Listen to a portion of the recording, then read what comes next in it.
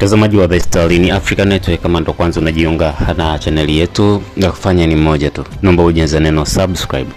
Na pia katika mitandao ya kijamii una uwezo ukatufuatilia katika Instagram, tafuta Star Africa Network utatupata, na hakikisha unatufollow. Facebook Star Africa Network tufollow kule pia. TikTok tunapatikana kama Star Africa Network.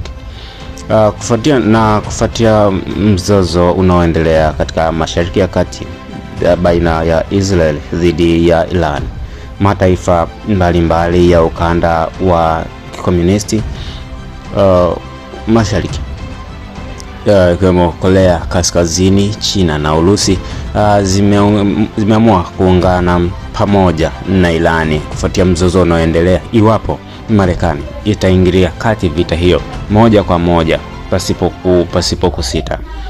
Nchi za Korea Kaskazini, China na Russia zimetangaza rasmi kuwa ziko pamoja na Iran katika mashambulizi ya Israel dhidi ya Jamhuri ya Kiislamu ya Mashariki ya Kati.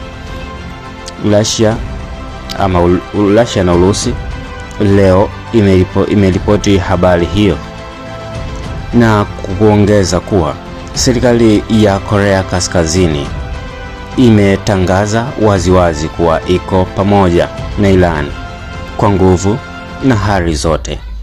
Katika upande mwingine, na kwenye ujumbe uliosambazwa katika mtandao wa kijamii wa X kuhusu mashambulizi ya Israel dhidi ya Iran, Rais Vladimir Putin wa Urusi amesema wazi kuwa Russia inaiunga mkono Iran. Nayo Wizara ya Mambo ya Nje ya Urusi imesisitiza kwamba jamii ya kimataifa haiwezi kubakia kimya na kuangalia kwa macho tu jinai hizo za Israel dhidi ya Iran zinazoharibu amani na kudhuru usalama wa kikanda wa kimataifa, haswa huko Mashariki ya Kati. Moscow imeeleza waziwazi, imeeleza pia wasiwasi wake mkubwa kuhusu kuongezeka hatari ya mivutano katika eneo la Asia Magharibi, na kuongeza kuwa ukweli ni kwamba mashambulizi ya Israel yamefanyika kwenye wakati ambao uko katikati baina ya mkutano wa bodi ya magavana ya wakala wa kimataifa na nishati ya atomiki IAEA na kukaribia duru nyingine ya mazungumzo baina ya Iran na Marekani.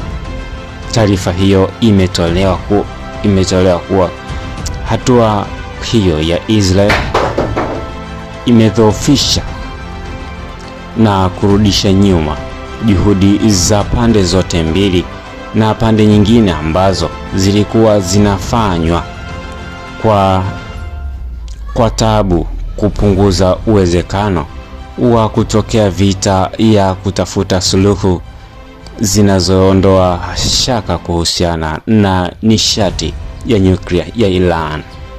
Naye msemaji wa Wizara ya Mambo ya Nje ya China ameeleza wasiwasi wake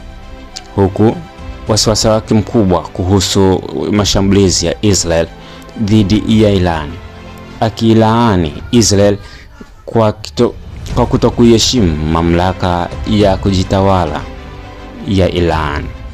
Na hasa swali la kujiuliza, hii vita ambayo inaendelea, iwapo Marekani itaingilia, na tayari mataifa manne yote kwa pamoja yametangaza ushiriki wake na kuunga mkono upande wa Iran kupinga kile Israel inachokifanya. Je, tunaweza kusema kwamba hii ni vita ya tatu ya dunia ambayo inafuata, au ni yapi maoni yako kufuatia kile ambacho kinaendelea, mivutano inaendelea, vita hii ya diplomasia?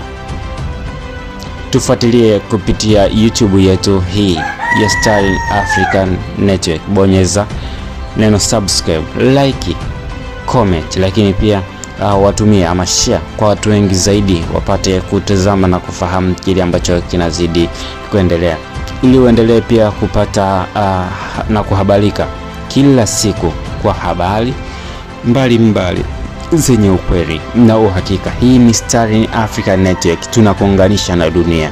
Asante.